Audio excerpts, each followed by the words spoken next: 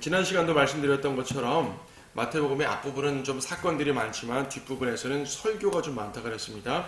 18장도 예수님의 설교가 여러 가지 들어가 있습니다. 어린아이에 대한 내용들, 어린아이에 대한 교훈, 그리고 잃어버린 양에 대한 언급을 하셨고요. 또 뒤에 가서는 용서에 대한 또 큰 비유로서 교훈을 주시죠. 이 모든 것들을 연결해 보게 되면은 각각 또 중요한 설교들이지만 연결된 커다란 주제가 있습니다. 그것은 바로 아주 작은 백성도 소중히 여기신다는 그런 모습입니다. 잃어버린 양을 찾는다는 말씀에서 아주 핵심이 되는데, 이 어린아이에 대한 내용들과 또 용서에 대한 내용들도 큰 주제 속에서 연결될 수가 있습니다. 그래서 오늘 마태복음 18장의 제목을 잃어버린 양이라고 잡아봤죠. 자, 하나씩 보겠습니다. 1절부터 그때 제자들이 예수께 와서 말씀드리기를 천국에서는 누가 가장 크니까? 라고 하니 예수께서 한 어린아이를 불러서 그들 가운데 세우시고 말씀하시기를 진실로 내가 너희에게 말하노니 너희가 회심하지 아니하고 또 어린아이들과 같이 되지 아니하면 결코 천국에 들어가지 못하리라. 그러므로 누구든지 이 어린아이와 같이 자기를 낮추면 그는 천국에서 가장 큰 자니라. 자, 천국에서 누가 가장 큽니까? 라고 물었습니다. 예수님께서는 한 어린아이를 딱 세우셔서 이 어린아이와 같이 되어야지 천국에서 크다고 말씀합니다. 자, 일단 천국이니 하나님의 나라니 하늘나라니를 떠나서요, 기본적으로 하나님의 나라에 들어가려면은 순수해야 됩니다. 우리가 지금 은혜의 복음 시대에도 마찬가지잖아요. 우리가 누군가에게 복음을 전했는데 그 사람이 교만으로 가득 차 있어가지고 말입니다. 그렇죠? 자기 생각으로 가득 차 있으면은 하나님의 말씀을 받아들이지 못하죠? 자기가 죄인인 것도 깨닫지 못하고 인정하지 못합니다. 그럼 구원받지 못하지 않습니까? 그리고 자기 자신을 낮춰야 됩니다. 낮추고 어린아이처럼 낮춰야 되는 것이고요. 겸손하고 무엇보다 순수해야 되겠죠. 그래서 이제 천국에서 어린아이가 크단 말은 순수한 사람이 하나님 앞에서, 말씀 앞에서 순수한 어린아이와 같은 믿음을 가지라는 것을 기본적으로 보여주는 큰 말씀입니다. 근데 4절에 있는 것처럼 낮춘다는 말씀이 있잖아요. 낮은 자. 하나님께서는요, 자신을 높이는 자들을 낮추시고요, 자신을 낮추는 자들을 높여주십니다. 어린아이를 높여주시는 것입니다.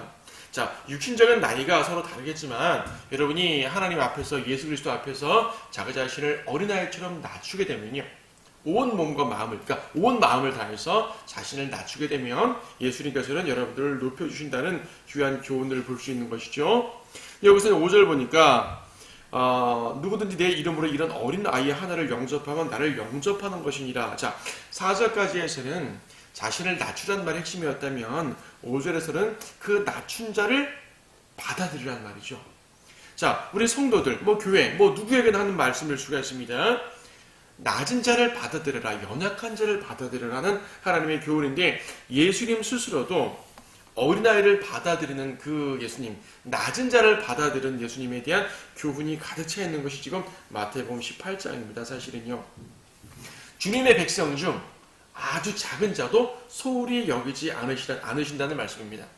예수님께서도 하나님의 백성 중 어느 누구도 아주 작은 자도 소중히 여기시고 함부로 여기지 않으시는데, 하물며 우리가 성도들에 대해서 그렇게 소홀히 생각하시면 안 되겠죠? 여러분 모두 교회 내에서 혹은 여러분 개인적인 관계 속에서 아주 작은 자처럼 보이는 그들을 위해서 애쓰고 힘써야 된다는 사실을 보여주는 것입니다. 그래서 6절부터는 또 어린아이들을 실족시키는 자에 대한 언급을 하죠. 그러나 나를 믿는 이런 어린아이들 가운데 하나를 실족케 하는 자는 연자맷돌을 그의 목에 걸고 깊은 바다에 빠지는 것이 더 나으니라. 이런 연자맷돌은요, 그냥 조그만 맷돌이 아니지 않습니까? 커다란 맷돌인데 그 맷돌을 목에 걸고 빠지라고 합니다. 연약한 자를 실족시키는 것은 하나님 앞에 커다란 죄라는 얘기입니다. 예수님께서는 정말 그것을 큰 죄로 생각하시는 것이에요. 이것은 흡사 마태복음 5장에 있는 천국 헌법과 비슷한 말씀입니다. 여러분, 마태복음 5장 29절 말씀 잠깐 보세요. 마태복음 5장 29절 말씀 보면 그런 말씀이 있죠.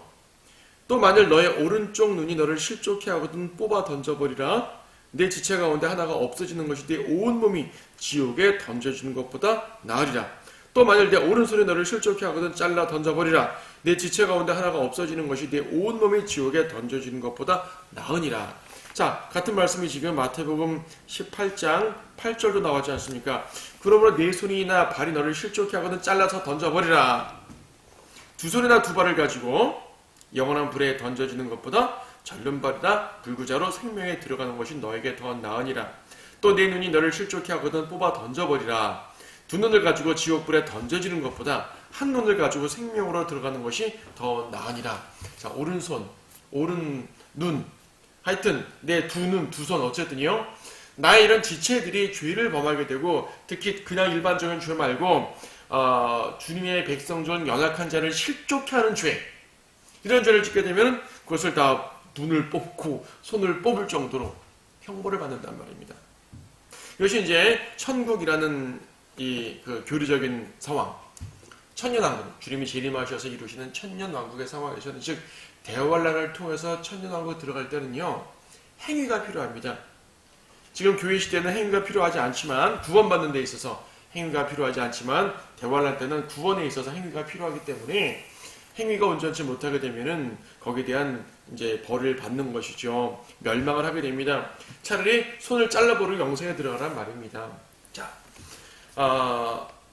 이러한 죄가 얼마나 극심한지를 보여주는 장면입니다. 영적으로는 이러한 죄가 얼마나 극심한지를 보여주기 때문에 우리 중 누구라도 이러한 죄를 짓지 않도록 조심하라는 말씀이거니와, 왕국적인 상황, 그러니까 대환란적인 상황에서는 실제적으로 어린아이를 실족하게 되면은 연자멸도를 목에 걸고 바다에 빠질 만큼 커다란 형벌을 당한다는 것도 문자적인 적용이 될 수가 있습니다. 자, 11절 보겠습니다. 인자가 온 것은 잃어버린 자를 구원하려는 것이라.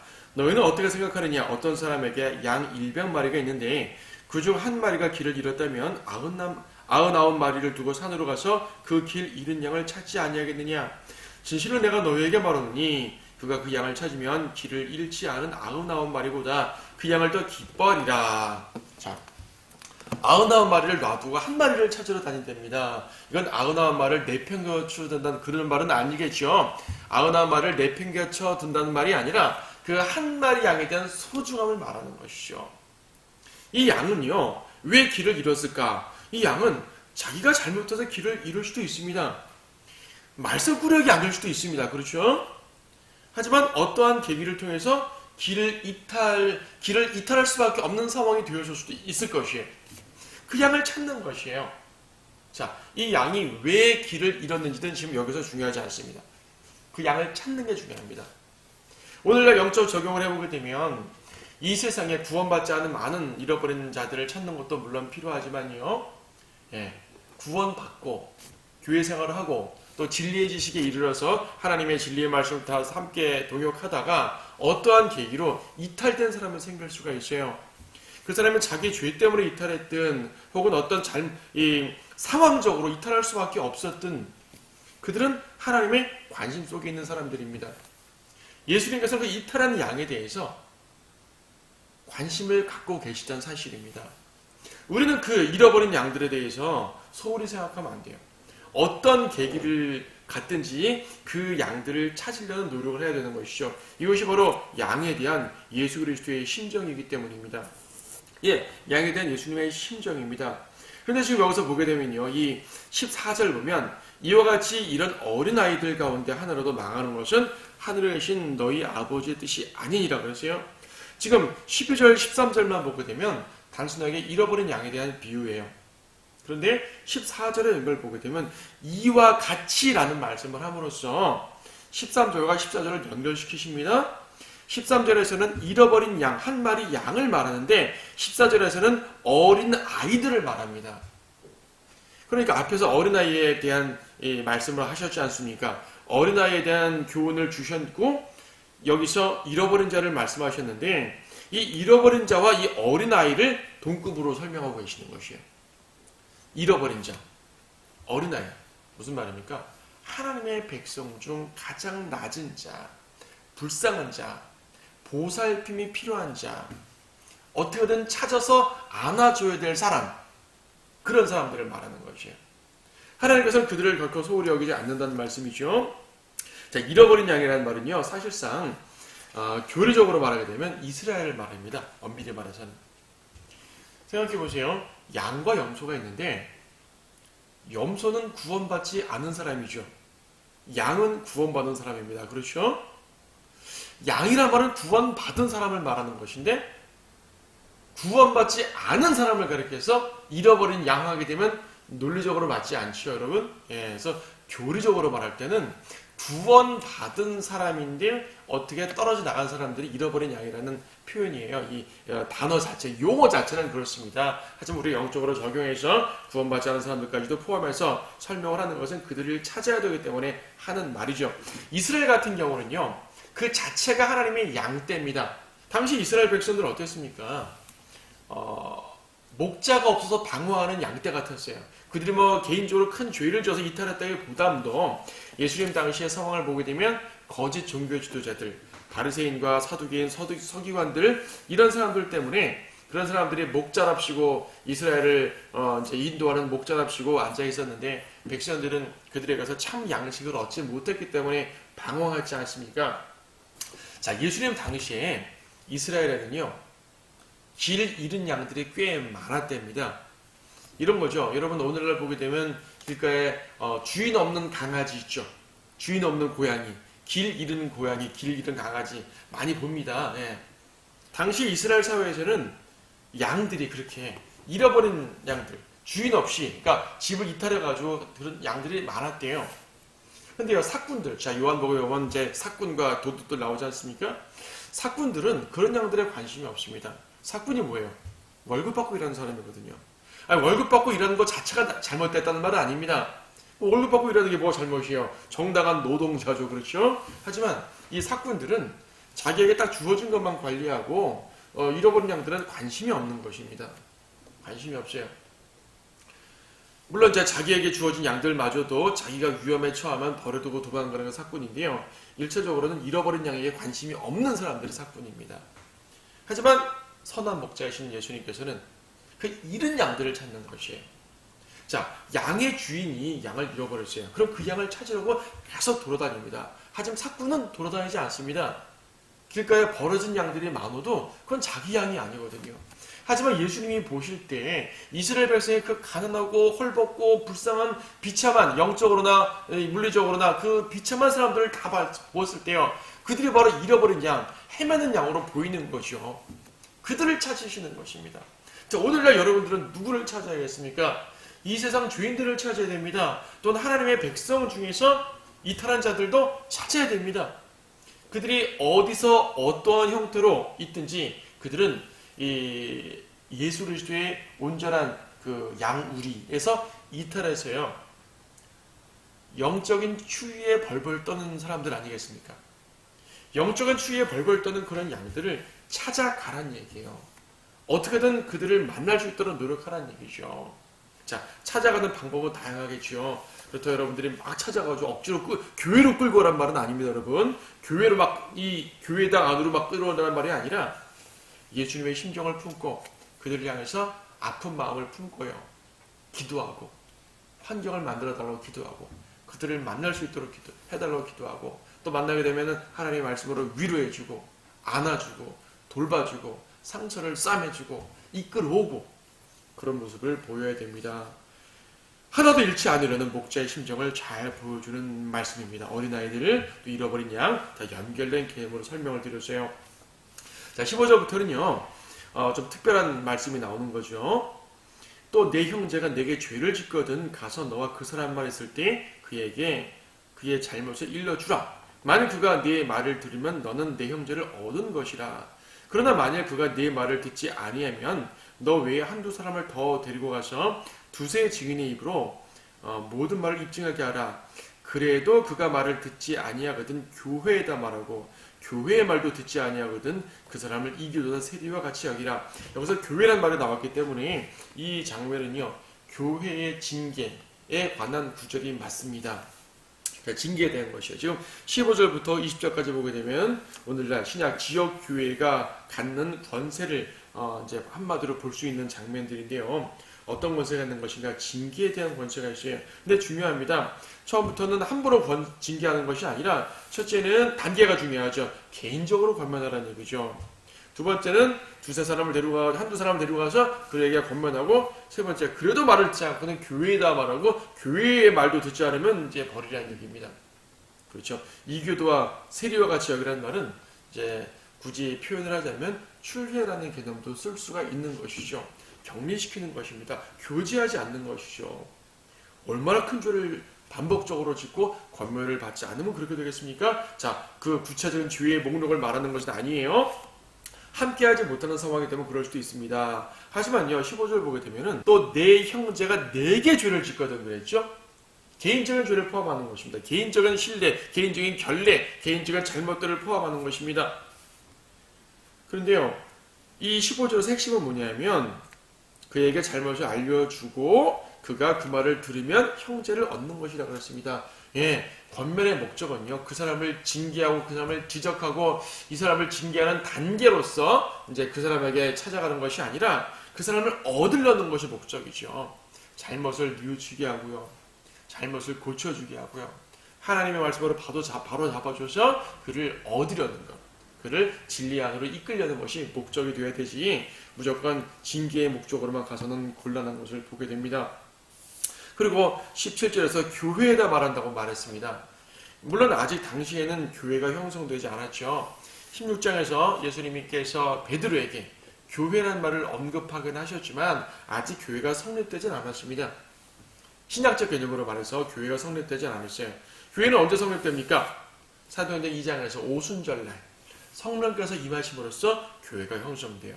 예수님이 죽으시고 부활한 이후에 교회가 형성됩니다. 성령께서 임하신 것부터 교회가 형성됩니다. 또 오늘 교회라는 것, 신약적인 교회라는 것은요, 구원받은 성도들이죠.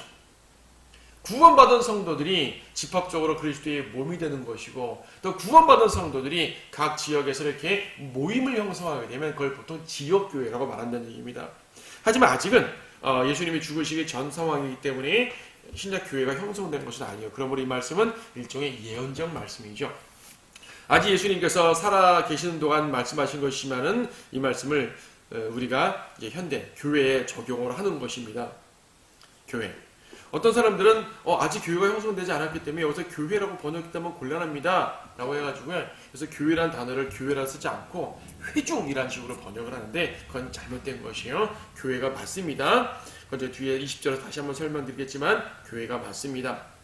18절에 보게 되면 진실로 내가 너에게 말하노니 무엇이든지 너희가 땅에서 묶으면 하늘에서도 묶일 것이요, 또 무엇이든지 너희가 땅에서 풀면 하늘에서도 풀어지리라. 자, 묶고 푸는 권세를 말합니다.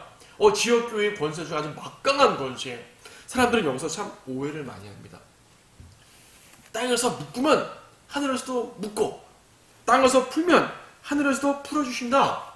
그러므로 지역교회가 어떤 사람을 정죄하면 하나님도 그것을 인정해 주시고, 지역교회가 누군가를 용서하면 하나님께서도 그 용서를 인정해 주신다 라고 생각하는 사람들이 많습니다. 대표적인 사람들이 바로 로마 카톨릭이죠. 로마 카톨릭은 그렇게 생각을 합니다. 왜냐하면 카톨릭이란 이 집단, 카톨릭이란 교회 자체가 그리스도의 몸이라고 생각을 하기 때문에 그 사람들은 잘못된 개념이니까 카톨릭 교회가 곧 그리스도의 몸이라고 생각을 하기 때문에 카톨릭 교회에서 이탈하게 되면 그는 구원받지 않는 사람이 되는 거예요. 그들의 관념으로 볼 때. 이 경우 교회의 권세로서 그 사람을 정죄해버립니다. 땅에서 묶어버리는 거죠. 저주해버립니다. 그러면 하늘에서도 이 저주를 승인해 주신다고 생각을 합니다. 자, 카톨릭이 워낙 거짓 교회니까 그렇게 오해한다 치고, 개신교라고 말하는 수많은 교회들, 심지어 성경을 좀 제대로 믿는다고 하는, 좀 제대로 믿어보겠다고 하는 교회들마저도 그렇게 생각하는 교회가 참 많습니다. 교회가 묶어버리면 하나님이 인정해준다는 얘기예요. 아니에요. 그 말씀이 아닙니다. 여러분, 이 말씀 좀 몇 개 찾아봐야 됩니다. 비슷한 말씀을 예수님께서는 마태복음 16장에서 베드로에게 하셨습니다. 16장 19절. 그리고 내가 천국의 열쇠들을 너에게 주리니 내가 무엇이든지 땅에서 묶으면 하늘에서도 묶일 것이요, 또 내가 무엇이든지 땅에서 풀면 하늘에서도 풀릴 것이니라. 자, 베드로에게 말씀하셨어요. 땅에서 풀면 하늘에서도 풀리고 땅에서 묶으면 하늘에서도 묶인답니다. 베드로에게 권세, 다들 베드로의 권세인 줄 알았더니 지금 18장 18절에서는 12제자들 모두에게 하는 말씀이었습니다. 베드로만의 권세가 아니고 제자들 모두의 권세였습니다. 어쨌든 권세의 내용은 같아요. 땅에서 묶으면 하늘에서도 묶이고 땅에서 풀면 하늘에서도 풀린답니다. 자, 같은 말씀을 더 봐야 되겠습니다. 요한복음 20장입니다. 요한복음 20장 23절도 조금 이제 비슷한 말씀 나오는데, 자, 요한복음 20장 23절, 너희가 누구의 죄든지 용서하면 그들의 죄사함을 받게 되며 누구의 죄든지 그대로 두면 그대로 잊게 되리라. 자, 앞에서는 묻고 푸는 권세를 말했고 여기서는 그 말씀과 연계해가지고 죄의 용서라고 말했습니다. 죄를 용서하면 용서받게 되고 죄를 그대로 두면 죄가 그대로 있겠다는 말이죠. 그러니까 묻고 푸는 권세는 죄사함과 연관된 말씀이었습니다. 자, 죄 용서와 연관된 말씀이에요. 용서의 개념입니다. 자, 이 말씀으로 끝나면 안 되겠습니다. 그래서 고린도후서 2장 10절 말씀 보세요. 고린도후서 2장 10절 말씀. 너희가 누구에게 무엇을 용서하면 나도 그리하고 만일 내가 무엇을 용서했다면 그것은 너희를 위하여 내가 그리스도를 대신하여 용서한 것이라고 말씀합니다. 자, 그리스도를 대신해 용서하는 것이에요. 분명 성도들에게는, 교회에게는 죄의 용서의 권세가 있는데요. 죄의 용서의 권세는 자기가 임의적으로 하는 것이 아니라 그리스도를 대신해서 용서하는 것입니다. 자, 그리스도를 대신한다는 말은 무슨 말인 거 아니? 그리스도의 대사란 말이죠. 여러분 고린도후서 5장 20절에 보게 되면 우리를 그리스도의 대사라고 말합니다. 자, 우리를 그리스도의 대사. 그 대사가 뭡니까? 대사의 권한은 본국의 왕의 말과 같아요. 자, 대사가 어디에 가가지고 무엇인가를 서명하게 되면 그 서명의 권한은 본국의 권한과 같습니다. 본국 왕의 권한, 본국 대통령의 권한과 같은 효력을 발휘합니다. 대사는 그 본국을 대신하는 것이니까. 하지만 보세요. 대사가 본국을 대신한답시고 자기의 임의적으로 결정을 하고요. 즉 본국에서 승인하지 않은 일을 자기 마음대로 결정을 하고 본국에서 내가 했으니까 승인하시오 라고 말할 수가 있겠습니까? 순서가 바뀌었죠. 순서가 바뀐 것이에요. 우리는 그리스도의 제사입니다. 자, 그리스도께서 우리의 왕이시니까, 하나님께서 우리의 왕이시니까, 그렇죠? 그러면 하나님께서, 즉 왕께서 승인하신 일을 내가 행하는 것이에요. 용서를 하든 용서를 하지 않고 묶어놓든지 이거는 하늘에서 승인한 것을 내가 행하는 것이지 내가 임의로 한 것을 하늘에서 승인해 주는 것이 아니란 말이죠. 왜? 나는 대사입니다. 대사는 막강한 권한이지만 왕의 명령을 초월하지 못합니다. 분명 용서할 권한이 있지만 그리스도를 대신하여서, 지금 고린도후서 2장 10절에서 말씀하신 것처럼 그리스도를 대신해서 용서한다 그랬지 않습니까? 예, 그게 제일 중요한 말씀이에요. 자, 그럼 다시 마태복음 18장으로 돌아와서요. 누군가의 죄를 용서할 수도 있고 묶어버릴 수도 있어요. 이건 내 임의로 하는 것이 아니라, 지역교회가 임의로 결정하는 것이 아니라 그리스도의 승인을 받아서 하는 것입니다. 하나님께서 하신 것에 대해서만 하는 것이죠. 우리는 어떤 걸 승인하고 어떤 거를 승인하지 않는지 어떻게 압니까? 이런 거예요. 여러분들이 누군가에 복음을 전했습니다. 복음을 전했더니 이 사람이 복음을 받아들였어요. 자기가 주인인 걸 인정하고 예수 그리스도의 십자가의 피를 믿고 자기가 복음을 받아들였단 말입니다. 그럼 여러분은 어떻게 선언할 수 있습니까? 당신은 예수님의 보혈을 받아들였으니까 보혈의 공로를 말미암아 당신의 모든 죄는 용서되었습니다. 선언할 수 있죠.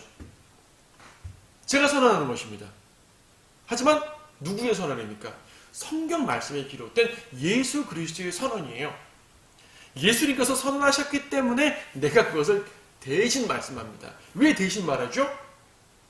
예수님의 몸이 지금 이 땅에 없지 않습니까? 초림 때는 예수님께서 몸을 입고 이 땅에 계셨지만 그분이 죽고 부활하시고 승천하신다면 그분의 몸에 지상이 없어요. 대신 그분의 몸을 두셨는데 바로 교회가 그분의 몸입니다. 여러분 각자가 그분의 몸의 지체들입니다. 그렇죠? 우리가 그분의 몸이에요. 그럼 예수님께서 몸으로 하시는 일을 우리가 해야 됩니다. 지금 예수님은 저 하늘에서 내가 너를 용서하노라 이러지 않으실 거 아니겠습니까? 그렇죠? 하늘에서 내가 널 용서하노라, 너 용서하지 아니하노라 이렇게 말씀하지 않아요. 누구를 통해서 말씀합니까? 우리를 통해서 말씀합니다. 그 판단 근거는 뭐라고요? 하나님 말씀이요. 하나님 말씀에 의거해서 당신이 복음을 받아들였으니까 당신은 용서받았습니다. 선포는 내가 했지만 내가 풀어드렸지만 이거는 하늘에서 한 일을 승인하는 것입니다. 거꾸로 복음을 들었는데 구원을 받지 않았어요. 복음을 거절했습니다. 예수님의 피를 거절했습니다. 자기가 죄인임을 인정도 하지 않네요. 자, 거절합니다. 그럼 어떻게 하죠? 물론 다음에 또 그 사람을 구원할 수 있도록 노력해야 되는 것은 당연하지만 일단 그 사람은 거절했기 때문에 거절한 순간은 뭐예요? 당신은 죄를 용서받지 못했습니다. 이거죠. 당신은 당신의 죄 가운데서 지옥에 갈 것입니다. 선언할 수 있잖아요. 그렇죠. 예. 이겁니다. 이 사람 내가 풀어줬어요. 하늘에서도 풀리는 것이. 이 사람 묶었어요. 하늘에서도 묶는 것이에요. 하지만 내가 먼저 묶고 풀기 때문에 하늘에서 묶고 푸는 것이 아니라 하늘에서 먼저 묶고 풀었기 때문에 내가 그것을 수행해 드리는 것밖에 안 됩니다. 이것이 바로 그리스도를 대신하여 용서하는 것이라. 그렇죠. 그러므로 마태복음 18장 18절도 그 말입니다. 우리는요, 예수님의 뜻을 벗어나서 우리의 임의로 누군가를 정죄하거나 누군가를 용서할 권세가 없습니다. 그러므로 교회는요, 함부로 누군가를 정죄해놓고 우리가 정죄했으니까 이건 하나님이 승인하신 거야 라고 교만하게 말하면 안 된다는 얘기입니다. 이 말씀에 대한 오해입니다. 오해. 이 말씀을 오해하기 때문에 수많은 교회들에서 교회를 나가게 되면 그 사람을 저주하고요, 구원받지 않았다고 말하고요, 이러죠. 이렇게 하는 교회가 꽤 많습니다. 세상에 여러분 생각보다 많습니다. 예. 자, 19절에서는 또 다른 권세가 있네요. 다시 내가 너희에게 말하노니 만일 너희 중에 두 사람이 무엇이든지 구할 것을 두고 땅에서 합심하면 하늘에 계신 내 아버지께서 그들에게 이루어 주실 것이라. 땅에서 합심하면 이루어 주신답니다. 기도의 권세입니다. 교회는 기도의 권세가 있어요. 기도하면 주님께서 들어주신다고 약속하셨습니다. 물론 여기서 두세 사람 모이는 것은 꼭 지역교회라는 조직만 말하는 것은 물론 아니고요.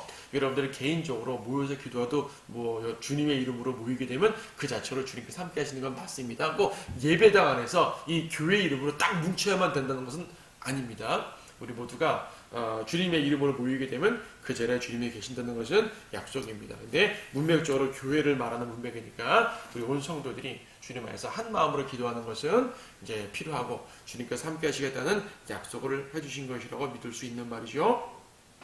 또 뭐가 있습니까? 20절에 보게 되면 두세 사람이 내 이름으로 함께 모이는 곳에는 나도 그들 가운데 있느니라 그랬습니다. 주님이 우리 가운데 있답니다. 계시답니다. 무슨 말이에요? 하나님의 임재. 모임 가운데 임재하시는 주님이에요. 여러분은 개인적으로도 주님의 임재 가운데 들어가십니다. 그렇습니까? 여러분 구원 받으셨잖아요. 구원 받았으면 여러분 안에 누가 계셔요? 성령님이 계시죠. 성령님께서 우리의 몸을 성령님의 즉 성령님의 집으로 삼아주시기 때문에 주님이 이 안에서 살고 계시는 것입니다. 결코 떠나지 않으십니다. 그래서 여러분이 개인적으로 성령님과 함께 있기 때문에 여러분은 주님의 임재를 경험하고 있는 것이에요. 개인적으로. 하지만 개인적으로 경험하는 것 말고요, 집단적으로 경험할 수가 있겠죠. 경배 시간에, 그렇죠. 성도들의 모임 가운데서, 그렇죠. 꼭 예배 시간만 아니랄지라도 여러분이 주님 안에서 함께하는 모든 그리스도의 이름으로 모이는 모든 모임 가운데 주님께서 함께 하신다는 말씀입니다. 그래서 이것을 아까 17절에서 교회라고 말하는 게 맞다는 얘기입니다. 신약시대에 주님께서 함께 하시는 모임 아니에요. 모임. 함께 모이는 거. 그럼 교회죠. 그래서 기본적으로 교회를 말하는 것이 17절에 교회라고 번역하는 것이 맞는 것이에요. 21절 보게 되면 그때 베드로가 주께 와서 말씀드리기를 주여 내 형제가 내게 죄를 지으면 몇 번이나 그를 용서해 주어야 하리이까? 7번까지 하리이까? 라고 하니 예수께서 그에게 말씀하시기를 나는 너에게 7번까지로 말하지 않고 70번씩 7번까지라고 하노라. 70번씩 7번. 자, 용서의 법칙이 엄청 크죠. 예, 대단합니다. 지금 베드로는 지금 15절 말씀을 기억하는 것이에요. 15절에서 예수님께서 말씀하시기를 또 내 형제가 내게 죄를 짓거든 개인적으로 권면하라라고 말씀하셨잖아요. 내 형제가 너희가 죄를 짓거든. 그래요? 내 형제가 저한테 죄를 졌습니다. 그리고 또 용서해달라네요. 제가 권면해서 용서해줬습니다. 또 죄를 짓습니다. 또 권면했더니 권면했더니 또 용서하네요. 용서해줬습니다. 또 죄를 졌습니다. 또 권면했습니다. 몇 번이나 이렇게 해야 됩니까? 7번이면 충분합니까?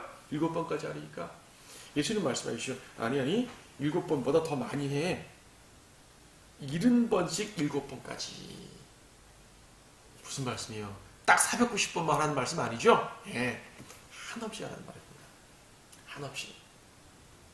그러니까 지금 15절과 연관해서 봤을 때 지금 15절 내용이 지역교회의 징계와 연관된 문맥이라고 말씀드렸었어요. 그런데요. 지역교회의 징계라는 주제로 말한다 하더라도 한없는 용서가 더 우선이라는 얘기입니다. 지역교회 징계라는 주제에 있어서도 법칙은 있죠. 개인적으로 권면하고 그 다음에 몇 명이 가서 소수가 권면하고 그 다음 집단적 권면하고 예 좋아요. 이거는 방식일 뿐입니다. 하지만 방식은 방식이고 하나님의 마음, 하나님의 심정은 뭐냐면 그를 쫓아내고 싶지 않고 끝까지 끌어안고 싶으신 것이에요. 끝까지 안아주고 싶으신 것이죠. 포기하고 싶지 않으신 것입니다. 이것이 예수님의 마음인 것이죠. 비록 그가 죄를 졌다 하더라도 계속 권면. 물론 권면을 듣지 않으면 단계를 갈 수밖에 없지만 권면을 하니까 그 사람이 회개하더라고요. 오케이 받아들였어요. 또 죄를 진단 말이에요. 또 권면했습니다. 회개하네요. 받아들였어요. 또 죄를 졌습니다. 이거 2-3번 죄를 짓게 되면 저 가짜 자백일 거야. 저 가짜 회개할 거야. 난 저 사람 말 믿지 않아. 한두 명이 당한 게 아니야. 절망은 저 사람은 상습적이야. 이러지 말란 얘기죠. 용서란 얘기예요. 그가 잘못했다고 권면을 받아들이면 무조건 용서하는 얘기예요. 490번 이상 용서해놓고 그 다음에 징계하라는 말씀입니다. 자, 이것은 꼭 490번을 이제 횟수를 말하는 것이 아니라요. 그만큼 하나님 안에서 주님이 무엇을 더 소중히 여기는지를 더 보란 얘기죠. 하나님의 심정을 알라는 얘기예요. 예수님, 어린 양을 찾으시는 예수님의 심정을 알라는 얘기죠. 어린 아이를 찾으시는 예수님의 심정, 기르는 양을 찾으시는 예수님의 심정을 아시라는 얘기죠. 기르는 양을 찾는데 우리 안에 있는 그렇죠? 연약한 성도 혹은 죄 지은 성도 용납할 수 있는 그러한 마음을 품어야 됩니다. 오전 설교하고도 좀 유사하네요. 예수님의 마음을 품으라는 말씀이 그렇습니다. 자, 그렇게 해서 23절부터는요. 용서에 대해서 하나의 비유를 말씀하십니다. 이 비유를 보면 이렇습니다. 어떤 왕이 자기 종들과 계산을 하는데 이 왕이 쭉 이제 이 종들과 계산하는데 어떤 종이 1만 달란트를 빚졌습니다. 1만 달란트. 그래가지고 왕이 갚으라. 너 소유를 다 팔아서 갚으라. 심지어 아내와 자식까지 팔아서 갚으라 이거예요. 하더니 종이 좀만 기다려 주십시오. 참아 주십시오. 갚겠나이다. 근데 중요히 보니까 이 종이 1만 달란트를 갚을 여력이 없습니다. 용서해 주셨어요. 탕감. 자, 빚이라는 얘기는 죄와 연관됩니다. 죄란 말입니다. 자, 죄를 탕감해 주셨습니다. 죄를 용서해 줬습니다. 근데 이 종이 나가가지고 또 다른 종을 만나는데 100데나리온의 빚을 진 사람입니다. 자, 그는 1만 달란트를 탕감받았는데 100데나리온의 빚진 자를 만났어요. 이 종에게 갚으라. 참아주게. 내가 갚겠네. 못 참는 것이죠. 그리고 감옥에 집어넣습니다.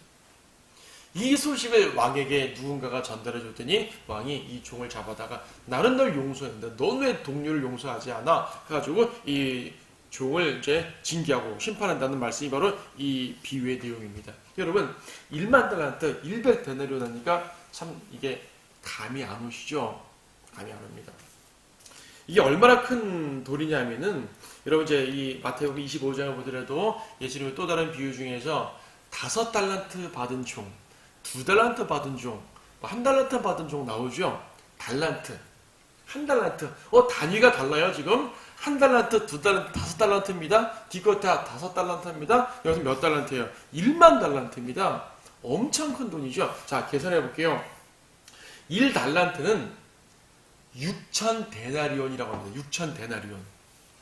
자, 달란트를 부터 이제 달란트로 무게를 말하기 때문에 금도 달란트가 있고 은도 달란트가 있어요. 자, 은으로 먼저 계산해 보겠습니다. 은 달란트의 경우 1달란트를 6천 데나리온이라고 하는데, 데나리온은 얼마큼이냐면 당시 노동자의 하루 품값입니다. 이건 오늘날처럼 계산하면 좀 어렵습니다. 왜냐하면 오늘날 노동자의 하루 품삯이 얼마입니까? 뭐 건설 현장 가더라도 한 10만 원, 15만 원, 그렇죠? 또 기능이 있으면 좀 더 받기도 하고요. 자, 10만 원으로 칩시다. 10만 원으로 치게 되면 엄청난 금액이 나와요. 그리고 당시의 노동자들은 오늘날 같은 이렇게 보호받는 노동자들이 아니에요. 노예보다 좀 나은 상태입니다. 그래서 이제 오늘날로 계산하게 되면 10만 원으로 계산하면 안 되고, 1달란트를 오늘날 개념으로 그 당시 로마 시대를 기준으로 하게 되면 기껏해야 만 원, 2만 원이에요. 되게 조금 받았어요. 자, 만 원으로 계산해 봅시다. 편의상. 그럼 1달란트는 6천 데나리온이니까 1달란트는 6천만 원이에요. 6천만 원. 꽤 크죠? 그러니까 5달란트 받은 사람, 2달란트 받은 사람, 1달란트 받은 사람 엄청 많이 받은 거예요, 그 사람들. 1만 달란트래요. 자, 1달란트가 6천만 원이면 1만 달란트는 얼마냐면 6천억 원입니다. 이게 은으로 계산하면 6천억 원이고요. 만약 금 달란트라면 거의 9조 가까이 된다는 거예요. 9조. 엄청난 차이가 나죠? 그럼 이것은 개인적으로 질 수 있는 빚이 아니에요. 거의 기업형 빚이죠. 아니요, 거의 국가형 빚입니다. 그렇죠? 개인적으로 질 수 있는 빚이 아니고요. 이 종이 주인에게 참아주셔서 그럼 제가 갚겠나이다 갚을 능력 있는 빚이 아니란 말이에요. 자, 이 비유를 적용해 보죠. 뭡니까? 우리가 하나님 앞에서 구원받을 때 말입니다. 우리의 죄의 무게가 얼마나 컸냐 하면 1만 달란트만큼 컸습니다. 1만 달란트만 컸다? 예, 6천억, 9조, 거의 몇 천억, 몇 조에 해당되는 만큼의 엄청난 빚이 우리의 죄의 무게라는 말입니다. 도대체 얼마나 부자가 자기의 행위로서 이 빚을 주님께 갚겠습니까? 못 갚습니다. 여러분의 죄는, 우리의 죄는요, 우리의 노력으로 갚을 수 있을 만한 게 아니에요. 오직 하나님의 피로만 갚을 수 있는 그 무게입니다. 그렇죠? 온 우주에서 가장 값어치 있는 그 피, 예수 그리스도의 보혈, 하나님의 피. 이 하나님의 피가 아니고서는 절대로 용서받을 수 없는 것이 우리의 죄의 무게라니까요. 도대체 어떠한 노력으로 이 빚을 갚겠습니까? 근데 주님께서 해주셨어요. 용서해 주셨어요. 이 비유에서처럼 그가 어떠한 노력을 하지도 않았는데 하나님께서 탕감해 주신 것입니다. 이 종이 나와가지고 100데나리온 빚진 자를 잡았습니다. 자, 100데나리온이 얼마라고요? 1데나리온을 자, 만 원으로만 환산해도 100만 원밖에 안 됩니다. 기껏해 200~300만 원이에요. 200~300만 원이면 누구나 쉽게 빌릴 수 있는 그러한 돈이죠. 그렇죠? 이거는 노력에 의해서 갚을 수 있는 돈이죠. 그렇습니다. 왕이 탕감해준 그 1만 달란트의 빚은요, 우리의 구원입니다. 죄인을 구원하는 그 빚입니다. 하지만 이 동료 종에게서 빌려줬던 그 100데나리온의 빚은요, 우리의 성도들 서로 간에 인간 상호 간에 지을 수 있는 그러한 죄들을 말합니다. 이거는 여러분이 충분히 용서할 수 있는 빚이죠. 내가 하나님께 1만 달란트를 용서받았는데 형제에게 100데나리온을 용서받지 못하겠습니까? 내가 몇 천억 원을 탕감받았는데 기껏해 2~300만 원 뭔 용서해 주겠습니까? 근데 용서를 안 하더란 얘기예요. 사람들이. 수많은 사람들이 용서를 안 하더란 얘기죠. 탕감하지 않는다는 얘기죠. 자기는 탕감받았으면서 왜 용서하지 않을까요? 왜 용서하지 않을까요? 자, 문제죠. 그러면 안 되는 것이죠. 예. 그래서 이 왕은 이 종을 이제 화가 나가지고 가두어 버렸습니다. 34절, 그의 주인이 화가 나서 그 사람이 자기에게 진 빚을 다 갚을 때까지 형제들에게 넘겨주더라. 예, 형제들에게 넘겨줬습니다. 이것은요, 구원에 대해서 그 사람을 이제 형제를 용서하지 않으니까 그 사람도 하나님 용서하지 않는다, 다시 멸망을 처하게 된다, 그런 말은 아닙니다. 신학적으로 적용하게 되면 구원을 잃어버릴 수가 없기 때문에 구원을 잃어버린다는 적용은 아닙니다. 35절에서 그러므로 이와 같이 너희들이 진심에서 우러나와 형제 각 사람을 그들의 잘못 거더으로 용서하지 않으면 하늘에 계신 나의 아버지께서도 너희들에게 그렇게 하시리라. 자, 35절에 있는 것처럼 우리가 용서하지 않으면 하나님도 우리를 용서하지 않는답니다. 여기서 용서의 개념은 조금 달라요. 이미 우리는 한 번 하나님께 용서받은 사람들입니다. 지옥에 갈 형벌을 용서받았습니다. 근데 우리가 형제를 용서하지 않으니까 너 용서하지 않아? 다시 너는 벌받아 했을 때 원래의 형벌로 가는 것이 아니라 다른 형벌로 갑니다. 여러분, 자, 용서도 두 가지 개념이 있습니다. 징계도 두 가지 개념이 있는 거죠. 이 심판을 말할 때 지옥에 보내는 심판이 있고요, 살면서 징계하는 심판이 있습니다. 둘 다 심판은 심판입니다. 지옥에 보내는 심판과 살면서 징계하는 심판은 다르기 때문에 우리가 예수님을 믿기 전에는요, 지옥에 가는 심판을 당할 수 있는, 지옥 심판에 처할 수밖에 없는 거죠. 하지만 예수님을 믿고 구원받고 한 번 1만 달란트를 용서받은 사람입니다. 용서받은 우리는요, 지옥의 형벌은 더 이상 이 심판은 받지 않습니다. 대신 어떤 심판을 받습니까? 징계라는 심판을 받죠. 살아있는 동안 징계받습니다. 우리가 누군가를 용서하지 않으면요, 주님은 여러분 용서하지 않을 것입니다만은 지옥에 보내기 때문에 용서하지 않는 것이 아니라 징계의 개념으로서 용서하지 않는다는 말씀이에요. 그래서 여기서 이 비유에서 불 가운데 던진다든지 이런 말 없잖아요. 예수님이 지옥에 보낸다고 말할 때는 불 가운데서 이런 말을 쓰는데 여기서 그런 말 쓰지 않으시고 34절에 있는 것처럼 형리들에게 넘겨준다는 말씀을 하고 있습니다. 좀 가벼운 징계를, 불 심판보다는 가벼운 징계지 않습니까? 그러므로 우리가 형제를 용서하는 이유는 다른 것이 아니에요. 우리가 용서받았기 때문이에요. 1만 달한테 용서받았는데 100단으로는 왜 용서 못하겠습니까? 용서하시라는 얘기예요. 용서하지 않으시면 주님은 여러분을 징계하실 것입니다. 그러나 주님의 징계를 받기 전에 먼저 우리가 용서를 해야겠죠. 자, 18장 전체의 말씀이 그거 아니겠습니까? 죄 지은 형제를 당연히 권면하고, 물론 돌이키지 않으면 징계를 할 수밖에 없겠지만 그 전에 최선을 다해서 내가 권면을 통해 용서할 수 있도록 하라가 예수님의 심정이에요. 자, 그러므로 우리는 마태복음 18장에 있는 말씀처럼 예수님께서 낮은 자, 잃어버린 자, 어린아이를 찾으시는 그 모습을 본받아서 우리도 역시 세상의 죄인들을 구원하는 데 힘쓰고, 또 우리 주변에 있는 보호가 필요한 사람들을 그들에게 찾아가서 또 우리가 권면하고 안아주고 감싸주는 그런 모든 성도들이 되어야 될 것입니다.